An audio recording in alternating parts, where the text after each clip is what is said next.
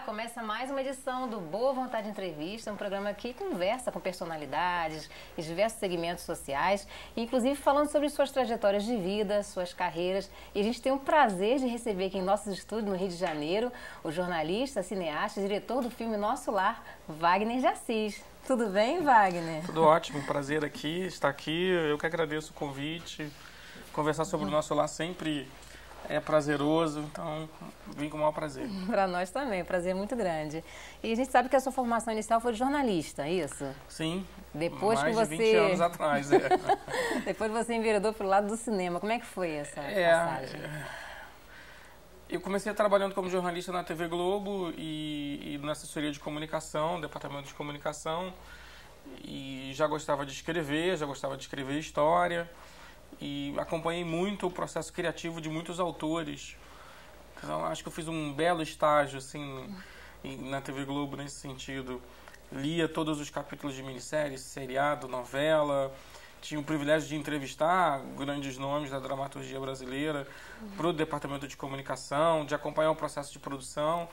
E aí, enfim, você vai descobrindo sua aptidão. E lá no iníciozinho dos anos 90, eu falei, bom, acho que eu quero contar histórias de uma maneira diferente, que não a jornalística, mas contar histórias no cinema, né, usando um outro meio. E aí fui estudar, fui desenvolver, enfim, na época a gente vivia uma transição muito grande de escolas de cinema no Brasil. Foi na época em que, logo no início do governo Collor, que acabou a Embrafilme, tinha acabado a Embrafilme, a produção estava parada, e acabei indo para o exterior, estudei fora, pensando em trazer o melhor desse intercâmbio para cá. E aí foi, a minha empresa abri uma empresa quando voltei, tem 17 anos já. E nesse tempo comecei escrevendo roteiro, por conta alguns contatos que eu tinha dentro da TV Globo, mas isso não era privilégio algum, porque tem que ser bom, tem que ser bacana, claro. Você tem que mostrar disciplina. Aí escrevi algumas coisas para a Xuxa. Você fez 4 roteiros para o filme da Xuxa, né? Comecei, enfim, com uma parceria com uma roteirista chamada Vivian Pell, e escrevendo os roteiros para alguns filmes da Xuxa. E aí a gente vai desenvolvendo, e, enfim, fiz um filme sobre Machado de Assis, que é Cartomante. Né? É isso, assim, são muitos anos em pouco tempo, né? Você tem outras obras literárias já lançadas, né, antes do Nosso Lar. Do livro, propriamente dito. Do livro, sim. Eu acabei, entre um filme e outro, a gente sempre procura alguma coisa para dar uma aliviada e paralelamente, a gente também está sempre tocando uma coisa ou outra. Então, como eu gosto de escrever, o Rubens Devoto Filho, que é um dos responsáveis pela coleção Aplauso, é uma coleção da imprensa oficial do Estado de São Paulo, me convidou para escrever algumas biografias de pessoas ligadas ao cinema e a história do cinema brasileiro. E eu achei muito legal, falei, uma grande oportunidade de continuar trocando, aprendendo, e acabei indo entrevistar e escrevendo a biografia do Reginaldo Faria, da Ilka Soares, Renata Fronze. Então, gente que eu não teria oportunidade de entrevistar ou de conversar com simplicidade, né? Agildo Ribeiro, enfim. E aí escrevi alguns livros para a coleção Aplauso que gosto muito, né? Que legal. E como diretor, né? Você atuou no Nosso Lar, mas anteriormente você atuou como diretor em quais filmes? Eu tinha oficialmente a Cartomante, do Machado de Assis, né? Foi meu primeiro filme. Óbvio que você acaba, fora os curtas-metragens, você acaba participando da produção integral. Quando você escreve, você está ali junto do diretor. Mas oficialmente foi a Cartomante, do Machado de Assis, e o segundo filme foi o Nosso Lar, né? Falando Nosso Lar, né, esse grande sucesso, né? Como é que você se aproximou do livro Nosso Lar? Seu primeiro contato, como é que foi?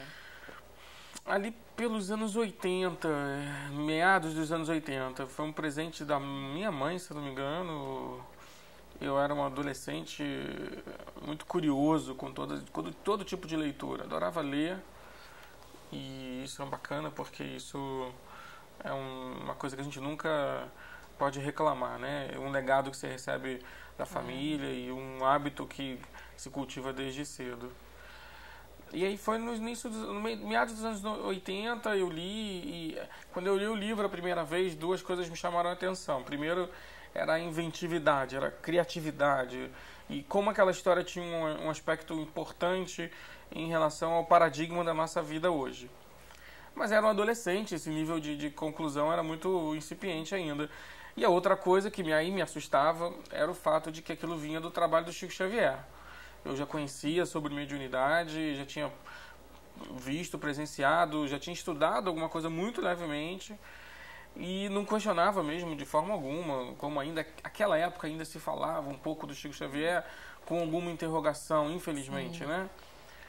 Mas eu, enfim, de forma alguma, eu sabia que aquele trabalho ali não tinha interrogação alguma, né? Era uma exclamação no final das contas. E aquilo me ficou muito martelando na cabeça. Os anos passaram, provavelmente eu reli o livro ali pelos anos 90, e já em estudo. Já mais amadurecido. Já mais maduro, já mais profissional. E aí provavelmente eu devo ter olhado já com um viés, que história incrível de se contar num outro meio também. Porque aí eu comecei a me apaixonar por histórias de todas as formas. E aí quando acabou o nosso lá Cartomante, e agora, né? E agora, José, o que eu vou fazer, né? E eu pensei, puxa, nós estamos no ano de 2005, quem sabe está no tempo certo, quem sabe está na hora certa de contar esta história no cinema. Adaptar o livro era um desafio muito grande, é um livro de 50 capítulos, que tem provavelmente umas 20 ou 30 histórias paralelas, né, do cotidiano do André Luiz na cidade, e obviamente era inviável contar muita coisa, a maior parte das coisas que tinha no livro. Então a gente, na adaptação, a gente foi fazendo escolhas, foi juntando um personagem com outro e basicamente entendendo qual era a essência daquele livro que tinha que ser transposta para a tela de cinema. E aí eu acho que vale sempre lembrar, né? Literatura é literatura, cinema é cinema, não se compara, né? Quando você fala em adaptar, você está tentando contar aquela história de outra forma, com outro meio. Foram bons 2 anos, mais ou menos, de trabalho intenso, quase diário, no roteiro do filme, né? Você contou com o apoio de pessoas ligadas ao meio espiritualista? Certamente. Na verdade, 2 tipos de apoio, né? Aquelas pessoas que já tinham lido o livro, que entendiam plenamente o que era o livro, e as pessoas que jamais tinham ouvido falar qualquer coisa a respeito do livro. E essas pessoas me traziam algum meio termo, que foi a estrada por onde a gente tentou trabalhar, a gente tentou partilhar para fazer o filme, né? Ou seja, não era um filme não era um filme espírita, isso a gente nunca acreditou e eu acho que continuo não acreditando que tem que ter esse rótulo, mas é um filme com um drama com uma temática espírita muito forte, com uma temática espírita, espiritualista, com uma temática aberta e trazendo dentro dessa temática ela tende mais universal.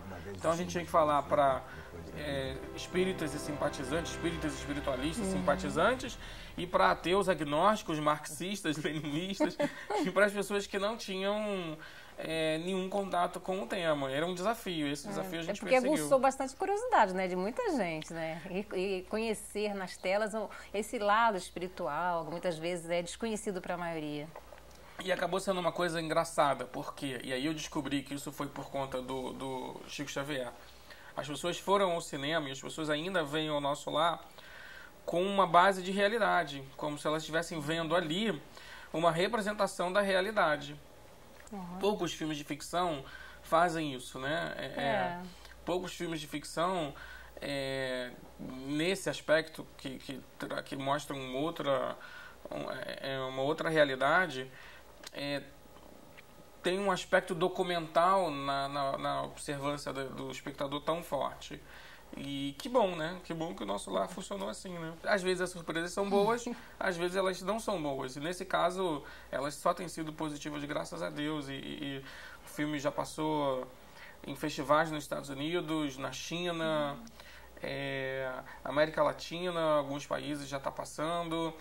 Austrália, Nova Zelândia, Japão. Então, é um filme que viaja e mostra que, mais uma vez, o importante dele é a história, né? Mais do que nunca é a história.